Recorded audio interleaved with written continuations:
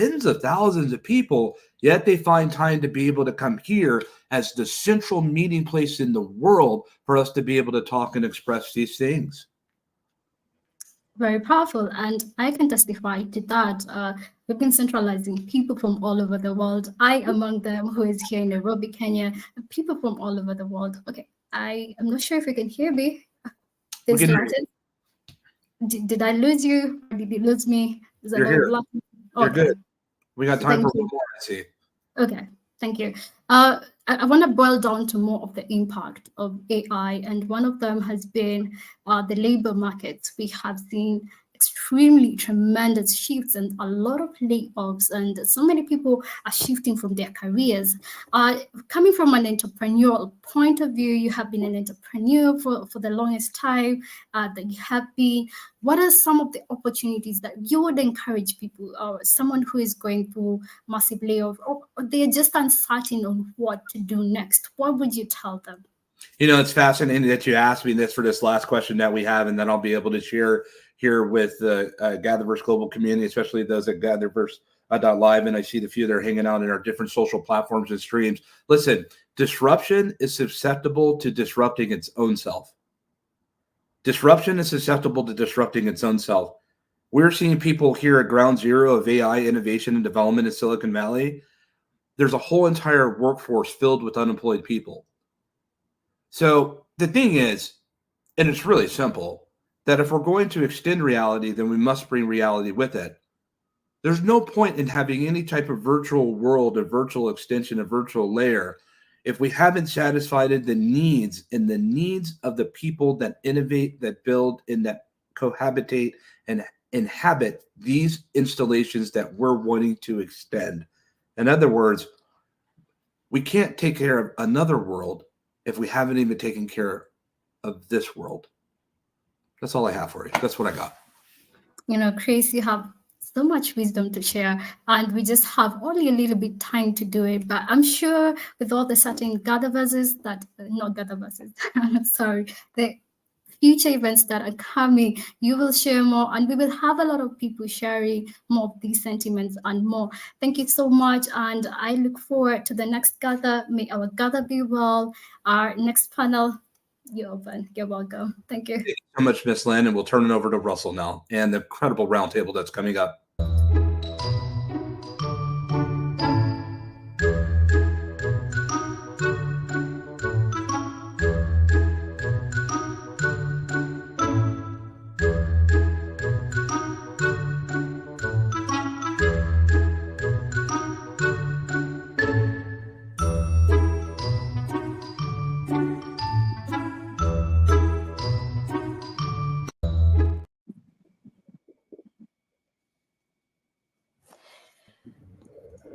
Hello, hello, hello.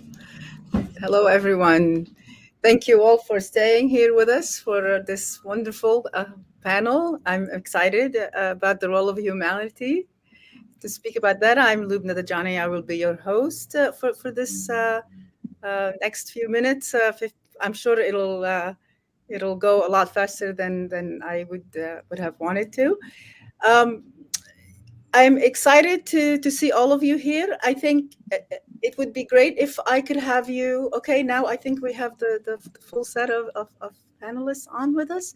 So if I may ask you all to please introduce yourselves. And I would start with you, Atiba. And please all forgive me. I'm used to be the one that has my name butchered, and I know I'm going to butcher yours, but you'll have to forgive me. So. And help me out here. So I'm hoping that we can make this into a discussion, and that you can all just unmute and engage. So Atiba, without further ado, please.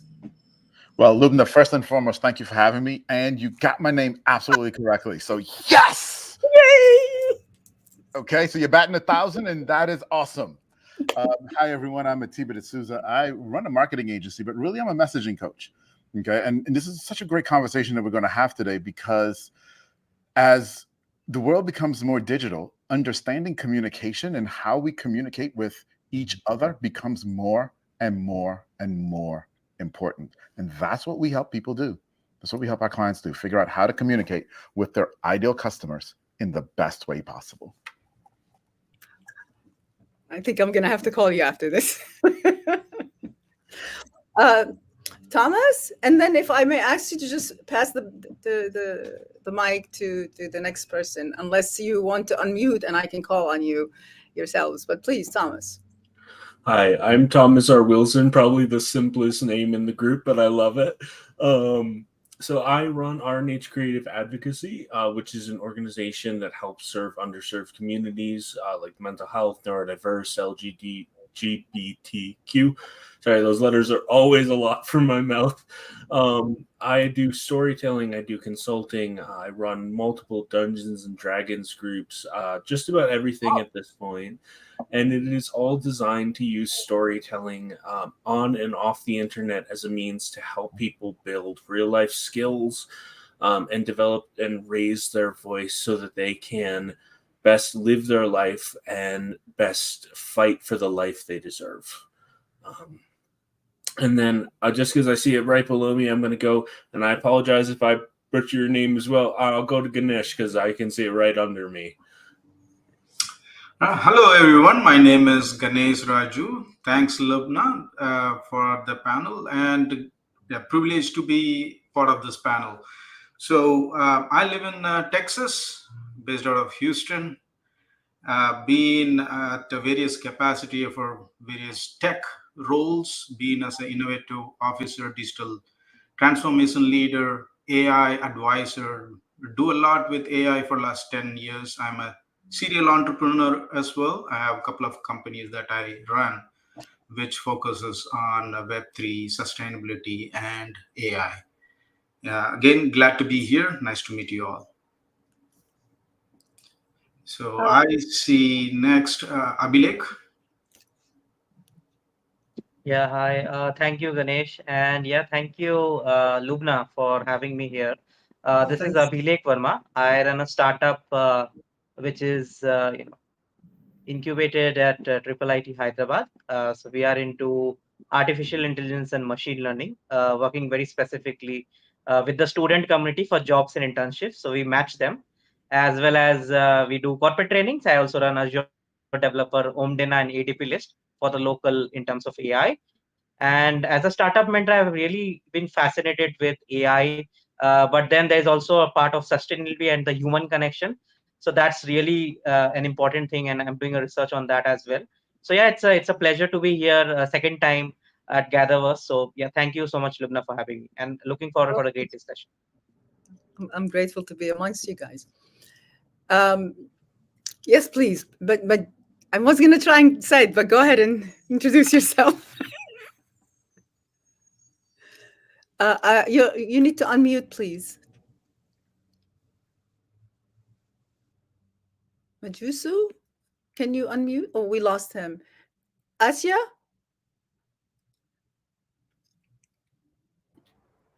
Thank you, Lubna. And just so you know, you said that perfectly.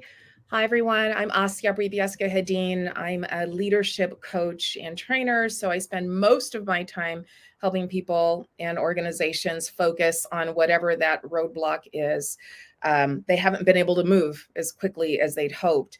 And I'm really excited about this conversation in particular because we hope that there's this ideal way to interact and engage with AI and use all of this tech and brilliance that's available to us, and that we can set these parameters and rules around it. So I'm excited about this conversation because we haven't even done a great job yet of doing that as human beings, like human to human, in terms of having this standard agreement of how to be with each other. So it's interesting that we're hoping that somehow we'll be able to create a standard agreement about how to be with AI. So I'm really excited to hear from all of you and to just grow this conversation. Oh, thank you for saying that. Alexander. What should I say? Good morning or good evening? I am here in Dubai, and it is 10:15 p.m. So Nice. yeah. So good morning, good evening, good afternoon, whichever way, wherever you are.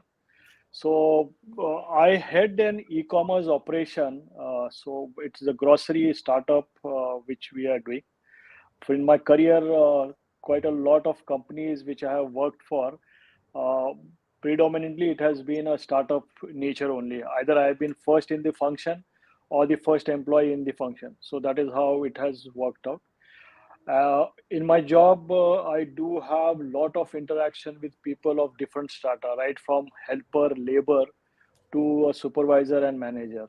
So obviously, when a technology comes, I do feel a little bit concerned at times because the whole objective of any technology is to look at reducing manpower and automating things. And when we talk about humanizing the technology or looking at humanity, this becomes very close to my heart. So when this request came, I was very happy that I would be able to participate and also try and learn from such eminent panel things that is happening and how it will contribute, how we can bring change. It may not be a big one, but small within our area, within our group. So every small step just adds to it. So Lubna, thanks, and thanks to the panelist. Looking forward to learn and to contribute what happens in the corporate, because the best part is all of you are founders. I am not founder. I am a business manager. So as a business manager, probably I'll give a different perspective to it. So looking forward to it, and thank you. Thank you so much. I was hoping that No, he'd be back. yeah. But hopefully he'll come back with us, and we'll bring him into the conversation. So my background is in systems analysis and design. And I went into I thought I was going to be a doctor. Then I decided to be since I wasn't going to be a doctor anymore, I thought I would do systems to help people with their external systems rather than internal, because I blame it on the Jetsons and the movie Tron, but I imagine everybody's going to have a computer and everyone is going to be connected and we'll all be freed. And when the mobility came, when the web came, it started to become a reality. And then when mobility, I said the web untethered people and mobility untethered the web. And I imagine now it can free us to get to know each other, one another.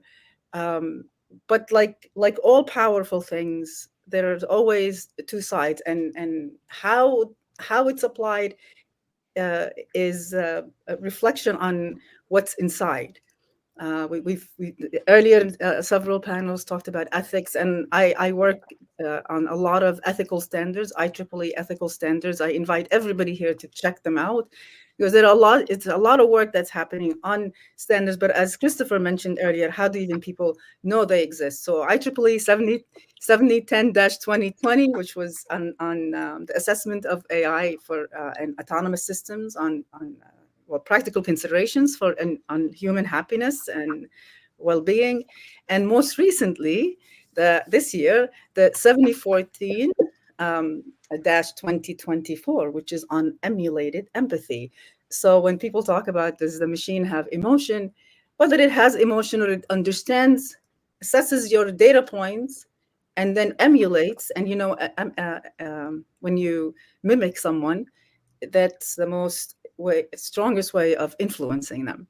And when you combine that with neurotech and nanotech and exoskeletons and quantum compute, so the combined capacity of technology is enormous, and it accelerates our ability to advance across all fields of science and technology.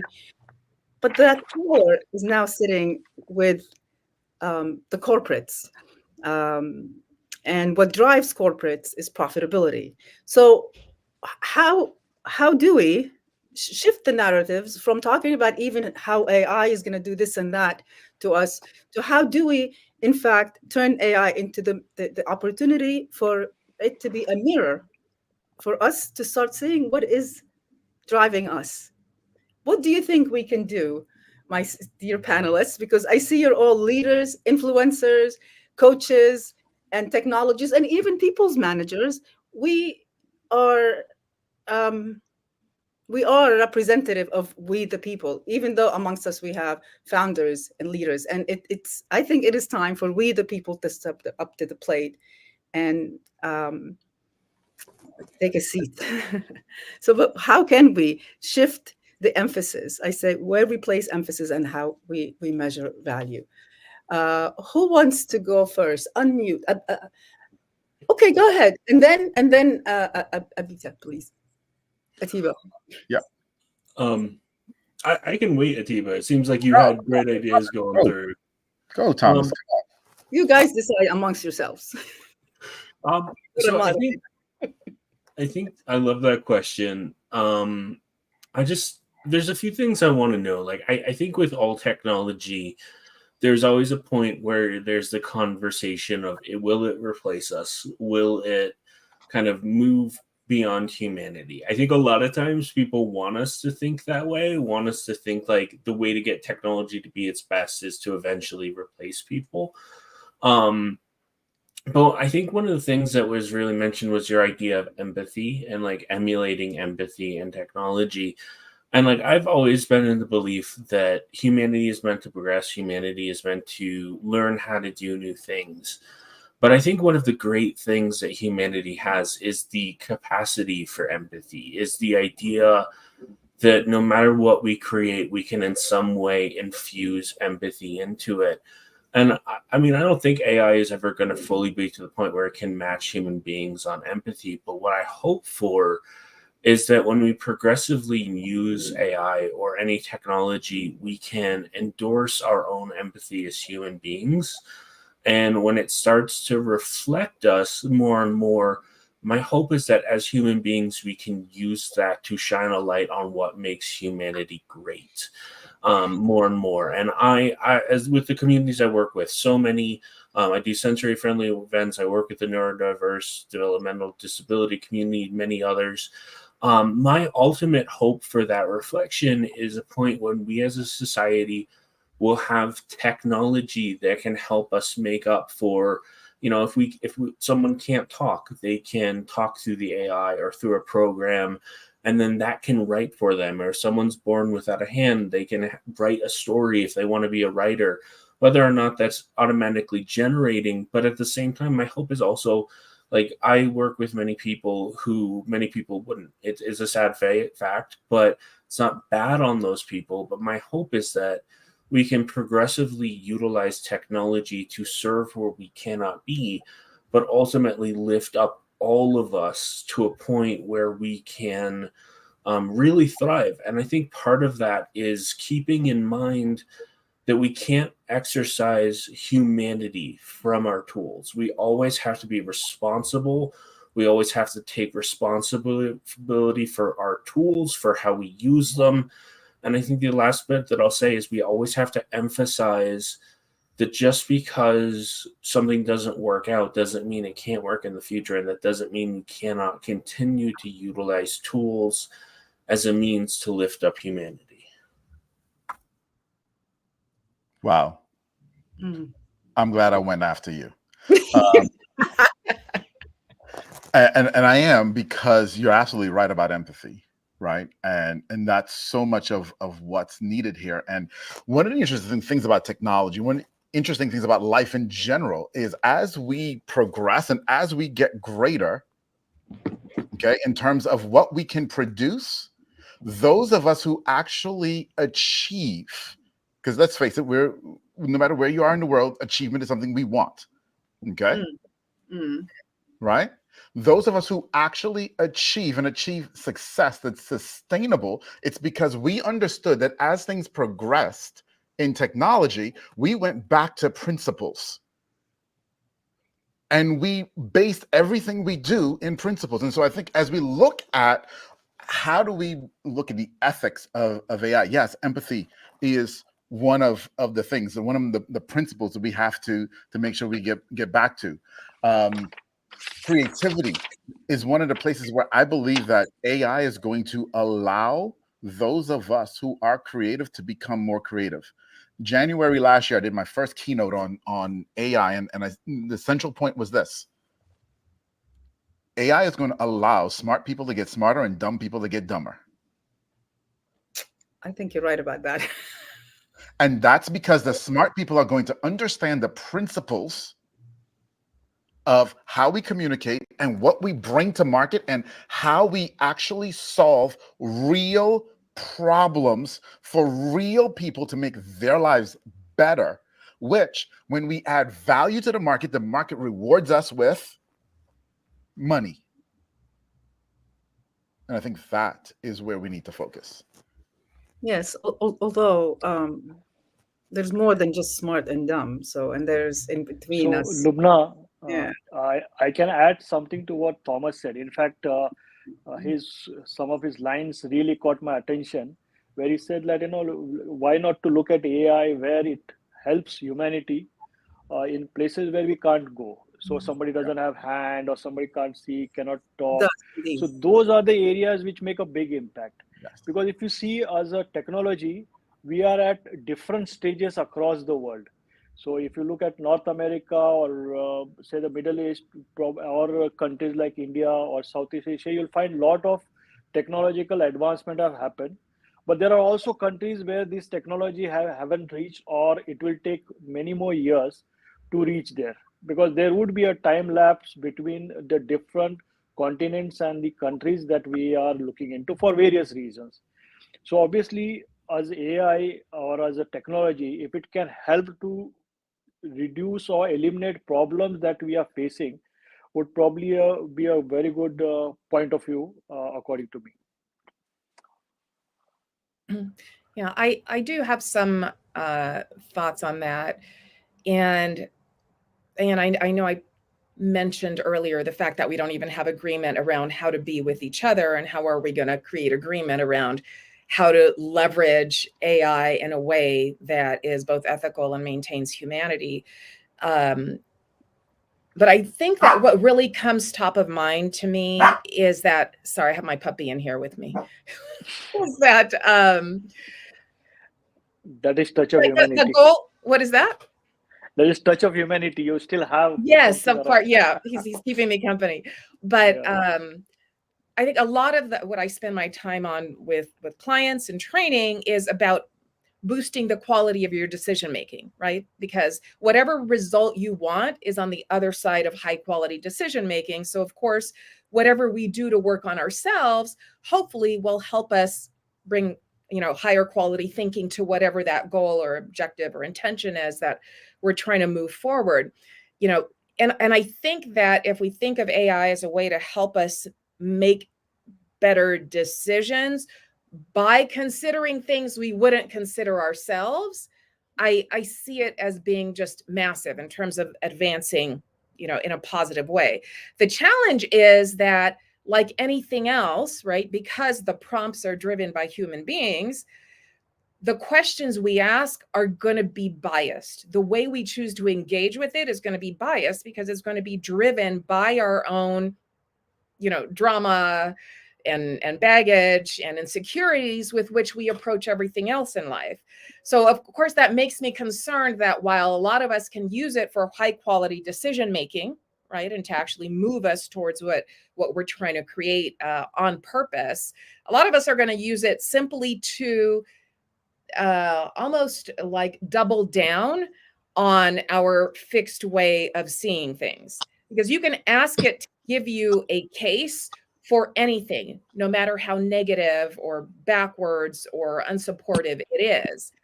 So I don't know, I'm always caught between that, because I think it's there to amplify whatever you already bring to it. Oh, I think you're muted, Lubna.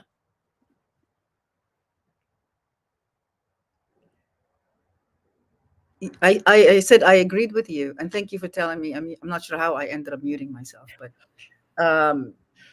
I think first of all, when you said user bias, I mean, I work on a lot of ethical AI standards and looking at holistically, but the bias, and when I think of bias, there's two major places of where we have bias, and other than shortness and access and reach, is bias in the algorithms, and then bias in the data itself. Even if it's clean and truthful, the data, it's reflective of the existing problems that are in society. So if it's accurate in its reflection, it's going to give us a reflection of what is, not what we want to change to, right? So if you're using it for HR and it's selecting engineers, resumes of engineers, it's based on what it's learned from all the resumes it read. It's going to naturally assume that engineers are males. Why? Because most of the data that it learned on are male. Why? Because society didn't make it accessible for women. So it's going to magnify, extensify that. It's going to just not select a female because it doesn't think that ticks the box. So that's where exactly what you're saying, it further intensifies. So if our intent and what drives us, so beyond ethics, I say, if it's not human rights, and if we don't move to that, then it's going to exacerbate the problem. Agree. Agree. Yeah. I think it's going to make it easier for us to clutch to our, poorly founded or unfounded ideas and intentions, and always find, it's kind of like an echo chamber, I guess, if you want to think of it that way. Right? And the thing is, how do we extend the reach and the understanding to the common person? Because we can't all be lawyers, and we can't all be ethicists, and we can't all be developers. And even if we are, how do we shift the pressure from use it? Because today what drives us is how much we can extract, how much more I can take out of your pocket into mine. That's not how I am, unfortunately, but it is how it is. So this is but it was very interesting. But I'd like to hear from now that we finally have you back, Mejusu. How do I say your name? Can we try to hear from you? Oh, no audio still. Sign language. You can put it in a chat and let Mayu know. Daniel, it's better. Daniel. Maybe Christopher can help us so we can sort out his, because I'm dying to hear what he has to say. I think we can hear him. Daniel, yeah. You can hear him? No. Yeah. Okay. No. Yeah. So anybody else wants to weigh in on this conversation? AI right there. Right there would have been a great use of AI. No kidding. Seriously. So No when kidding. we talk about extending into things where humans aren't, we're in a place right now, we don't know what the problem is, but what if we had an AI agent that could actually figure out the problem and then tell them how to fix it? And when I started talking, I should have unmuted myself. But by the way, on the topic of empathy, a lot of people find that even knowingly that they're talking to a bot, feel that they were better heard, and that the chatbot was more empathetic to them, even if they don't get the outcome they want. So really, we have to really rethink.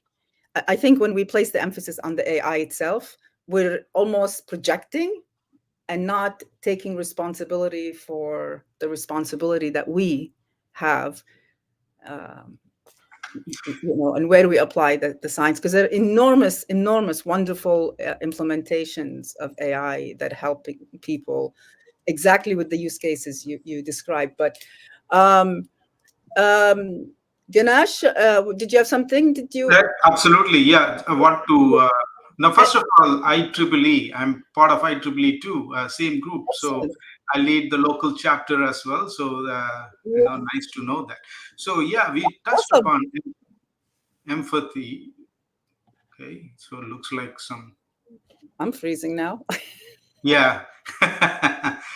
So yeah, we touched about ethics too. So yeah, so I think what is happening, how do we solve this problem, right? So we need to think how we can solve it. The majority of the corporations are right now looking at AI, and mainly it is all centralized, right? So Gartner is saying that 80% of all the customer interaction by 2025 will be through AI. But the same Gartner is also saying by only 50% of the corporates will have governance incorporated, AI governance incorporated by 2030. So that means not much effort is being put on. So they are focusing on gaining the productivity, but not looking at having ethics incorporated, right? So I think it is critical and very, very important to think, how do we include ethics when we build AI tools, right? In the beginning, it has to be, the thought has to be, when a startup is starting on an idea, how do we include ethics, how do we include governance into the thought process, rather than just focusing on the productivity and having the thought as a after effect. Once you get into the problem, how do we fix it? And so recently Google, YouTube, and Facebook went into this issues where they were all having biased information, right? So how do we solve this? So I think we got to think upfront, whenever a tool is developed, that you focus on ethics. So the question is, how do we incentivize that? Yeah. So Ganesh, I think even the governments are getting warm up to the concept of regulating it, because moreover with a lot of those things that is impacting with fake news and deep fake that is happening around. So governments also are looking into regulating it, because anything that is not regulated, it goes crazy, like people. So there could be a lot of good for a technology. At the same time, it has its own shortcomings, and generally that shortcoming starts coming to the fore more than the good it has, and then everyone starts navigating into a different path. So you're absolutely right. One, the companies have to look at it, and secondly, from the regulatory framework, because uh, come what may, we would have a lot of respect for the regulators coming up with rules and regulations, with of course industry experts input getting into it, so that we have tools that not something which would become disadvantage to the or as a productive support system for the human race. Yeah, completely agree with you, Alexander. I think regulations, government has to be involved, but typically governments are late to the game most of the cases. Well, the good news now, I mean, we have the AI Act, we have the executive order. I mean, governments are trying. I wonder if everybody is, though, incentivized, because there is a lot of power that comes with, I mean, AI is nothing new. It's about 75, 80 years old as a technology. It just, ChatGPT came around, and then everybody now is aware of generative AI, and it's the simplest form, in fact. But I just want to hear from well, Majitsu, you want to try again? Daniel. No problem? Still problem. Can you say something? Say hello?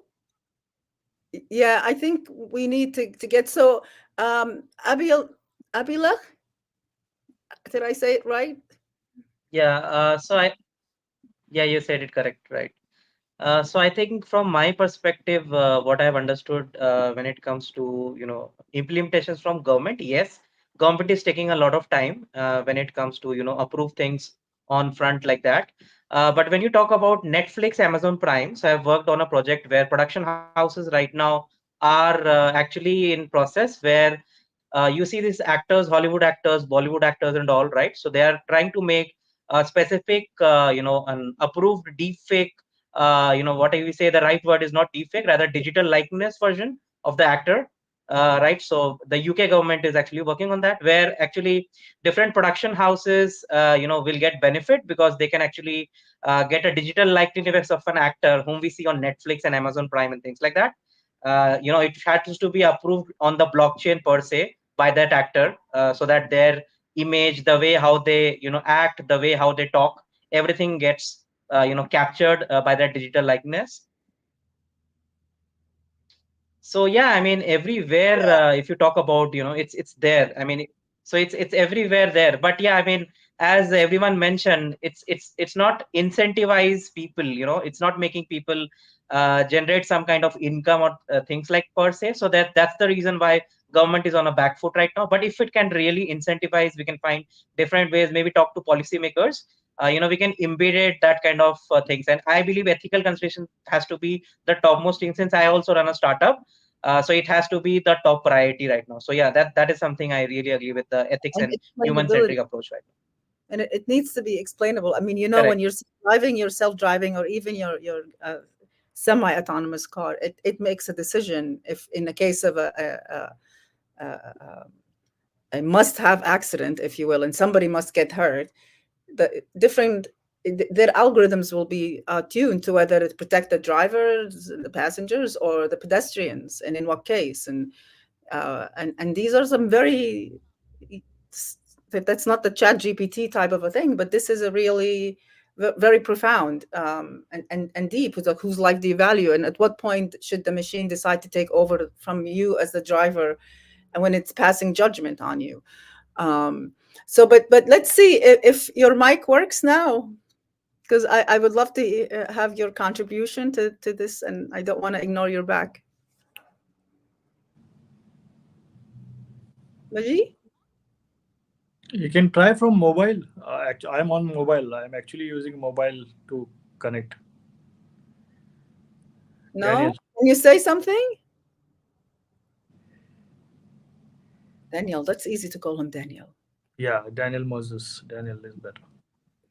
Yeah, I'm just trying to use his last name, I guess.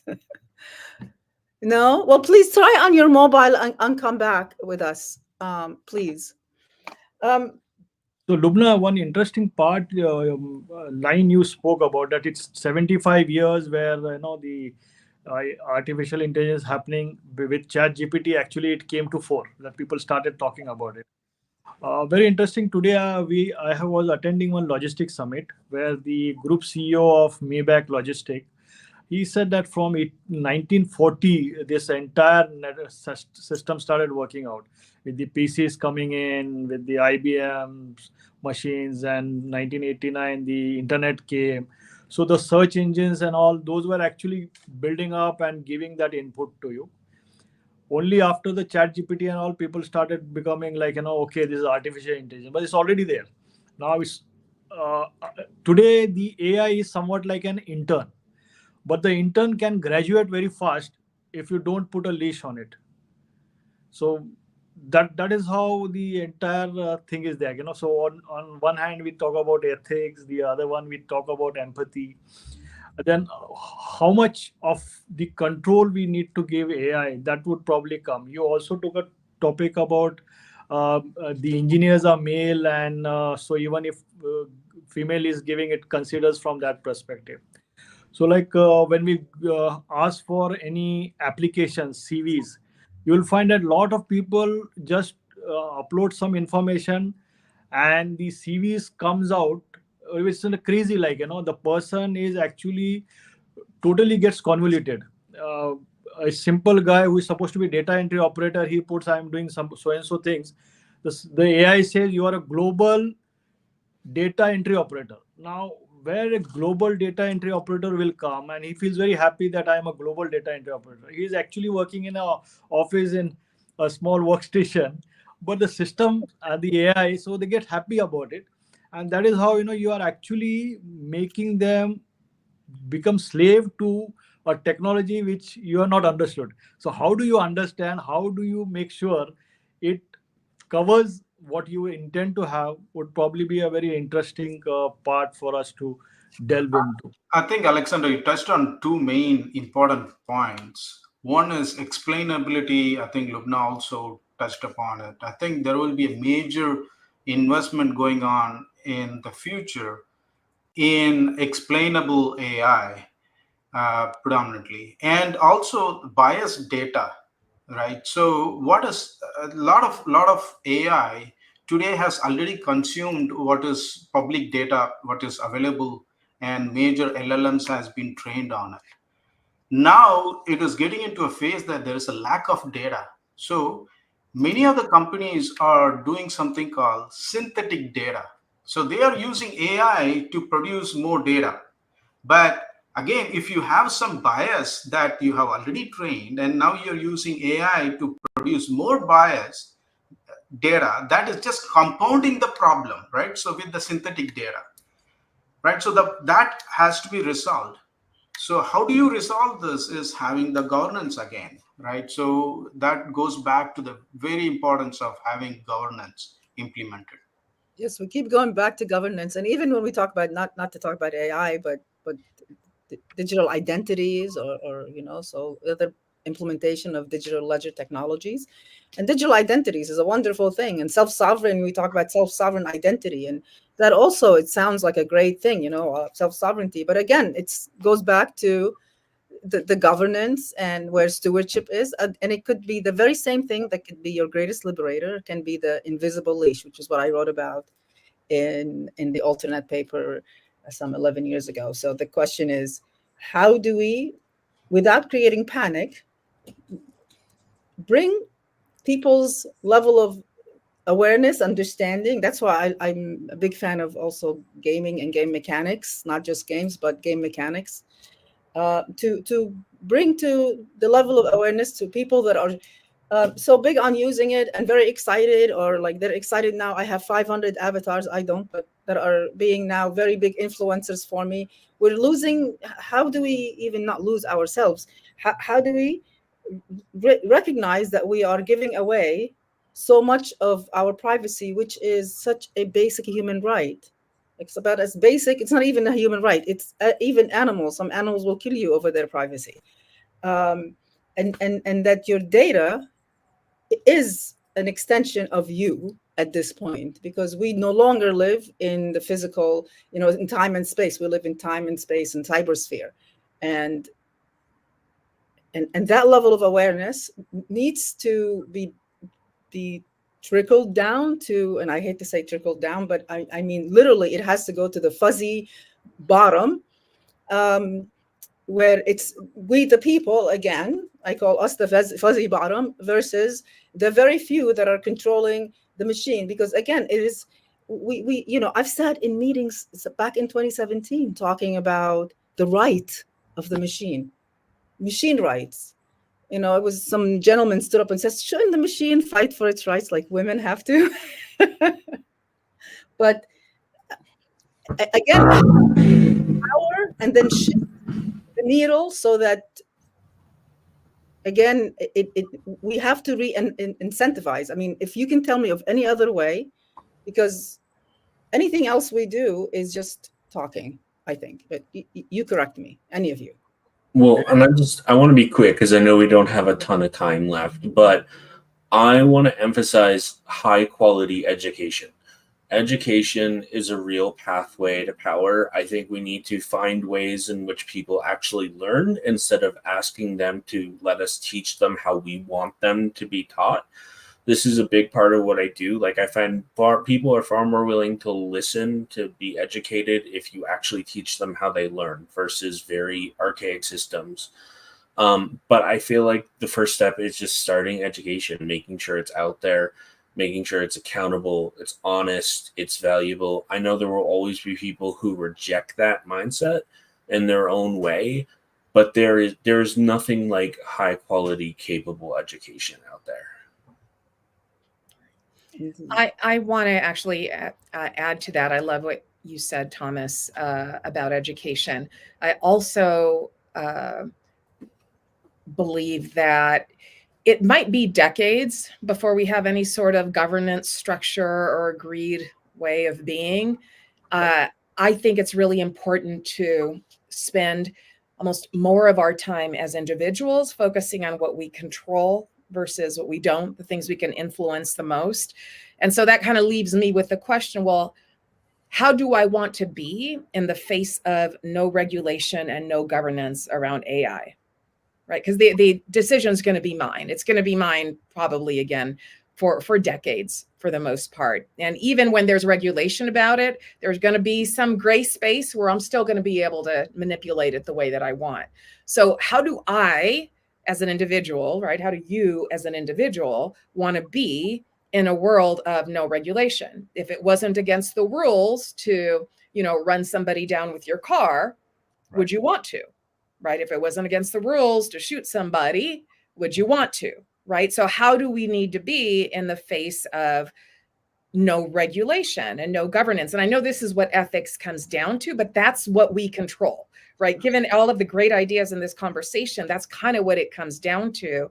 And hopefully, as you said, Lubna, trickling it down and expanding it out so that more people are asking themselves on purpose, like, how do I want to be in the face of no controls?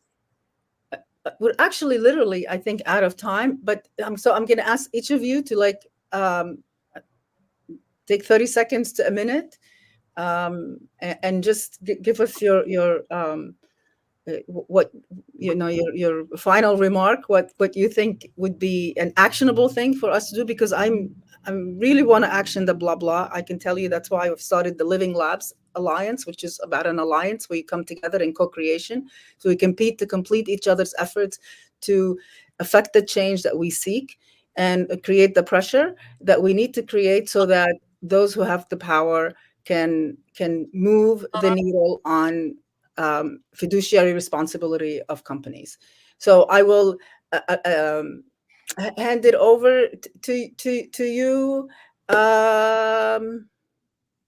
Abby, and move on next to Alexander and Aranda. Sure. So I think as a concluding thing, what I would really like to highlight, I mean, because I also teach at colleges to MBA students. So one of the key things is what I really want to focus is like technology should not be a substitute. Rather, it should be a partner in creativity. Right? We should use it as a benefit rather than try to just use it for the sake of using it. Because when you go to LinkedIn, when you go to social media, everybody using aggressively Gen AI tools, right? So it should be more about being a partner in creativity. It should help us to make things more more crystallized, more summarized. Because I believe now creativity is really going away with Gen AI tools, and it's actually replacing a lot of folks, especially the young Gen Zs I see right now. They've been depending fully on the technological tools, but their creativity is just going out. So by focusing on these collaborative tools, their personalized experience and their technologies, I believe they can promote understanding and communications. And we can obviously talk about innovation there, because that will come from their inherent human qualities, which they already have. Right. So as a conclusion, I would really want everyone to think technology more like a partner rather than a substituting. Thank you for that. So Genuinely. I can take it forward from what you said. Yeah. For us, AI should be another tool in the progress, a technological tool in a progress of human from time immemorial. So how do we take it forward? How do we make sure our creativity is not lost? So rather than getting stagnant by thinking that somebody is going to be my supportive, it is just a crutch. It should not be a crutches for us to walk. We walk on our own, using this as a tool in the long list of advancements that have happened and built a human race, not to destroy or to take somebody's livelihood from their hand, but rather to encompass and bring everyone to those levels which a human being should be at. So thanks a lot. Atib? Hi. So one fantastic panel. Thank you for having me and all of you guys. You guys are genius. So I really appreciate being here. And creativity, yes, it's a tool. Yes. And that's one of the things that we have to recognize. It's a tool. Just like the hammer was a tool. Exactly. And a hammer is great when it meets a nail. And it's horrible in a lot of other circumstances and cases, right? And so going back to where I started when it said smart people are going to get smarter. Smart people are going to understand how to be creative. They're going to ask better questions. Right. Okay, we talked about bias. Smart people are going to understand I have bias. The system has bias. And we're going to be able to start to say, okay, how do we deal with our own biases as we're dealing with this? Because the only thing that we've talked about here in reality is reality. Think about it. Every challenge that we've said that AI is going to bring up is really just amplifying what's already there. Correct. Indeed. And so governance, good, humanity, better. So Asya, to your point, it's about us individually. The responsibility is on us individually to get back to those basic things, those basic principles of being human and using the tool as a tool. Thank you. We do need to remember that these days for sure. Yeah. Anybody else wants to say? I'll go next. Yeah, so I agree to all the points. Amazing. Thanks for allowing me to be part of the panel. So I think from my standpoint, 5G and whatever new technology is coming up next, and even technologies like Starlink, and which is going to give access for more people. They're saying like 5 billion people out of 8 billion will have access to internet by next year. That is massive. So people will get more and more access. That means there is be more and more access to AI as well, right? So with autonomous cars coming, with more people having more access to cell phones, more robots coming, that means more and more data is going to be generated. And when AI is using this data, we spoke about ethics, bias, and all of that. We have to be very, very careful. Majority of the LLMs are looking at generic way of giving predictions, not going deep, right? So that's a problem. So we got to look at how to make sure that gets resolved. And obviously, we touched upon having AI as an augmentation for humanity, right? So that is very important. We need to focus on governance is important. For all this to happen, I think it is critical to have explainability. So we need to focus on how AI is making these predictions, what data it is using, why it's making these predictions. So it has to be explainable. And that explainability should be open source so that it is not centralized black box and only the top companies like Facebook, Google, and OpenAI have access, rather than if it supports open source. That's why I like Llama as a language. So people know what is inside it. It's not a black box anymore. So that's what I think. Thank you so much. Excellent point you make. And just what I'll add really quickly for the sake of time, I don't want to keep anyone from talking. I would just say, going off of the point, there have been so many great points, so many of even people kept me on my toes, keeping me moving, keeping me thinking. What I will say really quickly, so for the sake of time, value your right to education, value your right to ask questions. Just value yourself and the people around you. Humanity does best when we work together, when we strive for the right things that benefit us, things that keep us safe. And the last thing I'll just say is, just because someone doesn't appear to have the right answer doesn't mean it's their fault. There's so many factors in this world that can stop a person from thinking through the right thing the way you want them to. And I think when we are able to practice that mindset towards ourselves and others, we can further practice empathy, and we can further use the tools that we have to utilize empathy better. Empathy, and I'll just add compassion, because empathy without compassion can be quite dangerous. Absolutely. I can't tell you how much I want to thank all of you. I'll just throw one more thing. Next week, I'll be presenting a paper at the International Humanitarian Technology Conference on human rights driving human-machine teaming. So as we move into a more of this human and machine coexistence? How can we ensure that human rights are even driving the ethics? Because ethics are also contextual, and whose ethics, I say sometimes, are we talking about? Because what you think is ethical and what I think is ethical may be different. But at least the international human rights is something we've agreed upon.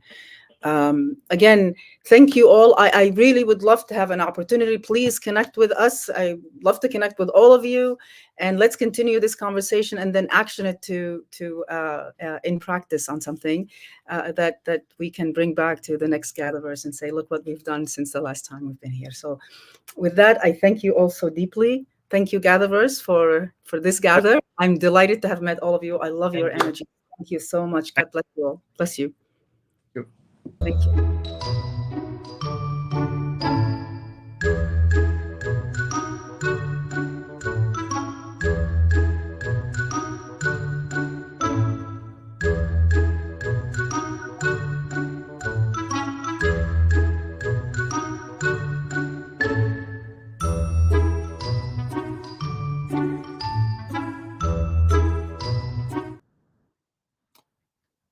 That's it.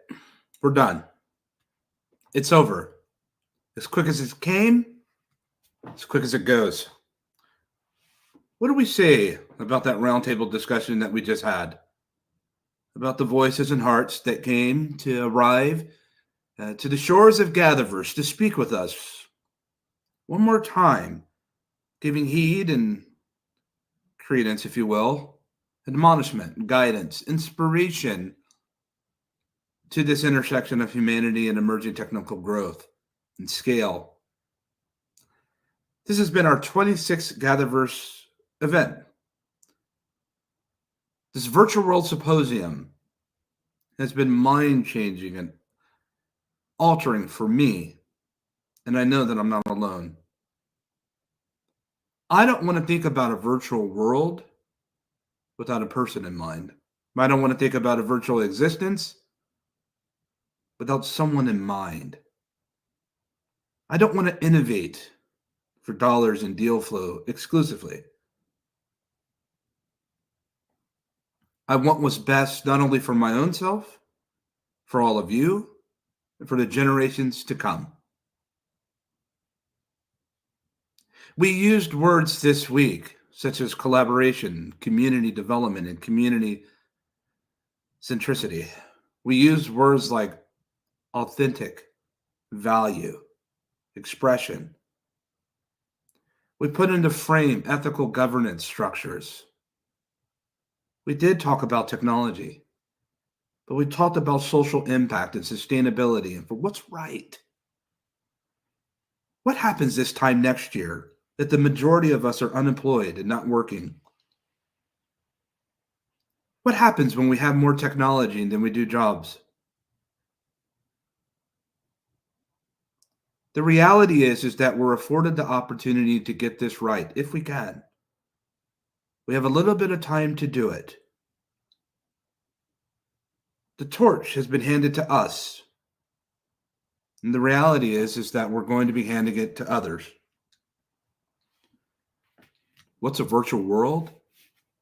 It's you. It's me. It's us together. Because a virtual world that's empty has no value. It's the people that make virtual existence and the extension and the justification for a layer even worthwhile.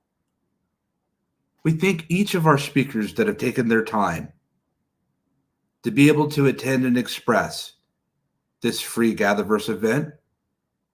More importantly, we thank each of you that are at Gatherverse.live and our other different social platforms who've come to arrive, to share, to inspire, to encourage. We don't ask for your money, even though we have our sponsorship available for 2025. That's open now. But we prefer your hearts. And we want something from you that's worth more than money. And that's a thing you'll never get back. The preciousness of time. You've given that to us. We hope that we've earned value in your eyes. We hope that we gave you a sense of community here. that you felt like your time was well spent with us together this week. We hope that you would share what you've heard, take what you've heard, and manifest it, that you would give to others, that you would tell them that there's a little group in this world, and we're just about that big. There's a little group in a community in this world of people that cared, and they're called Gatherverse. And on this occasion, our gather was well. And upon the next occasion of many different events that we're soon to announce and launch, with incredible things coming forward, when we meet again, may our gather be well. Farewell and take good care. It's been a real pleasure to be able to launch into the day 3 of the Virtual World Symposium presented by Gatherverse. Take care.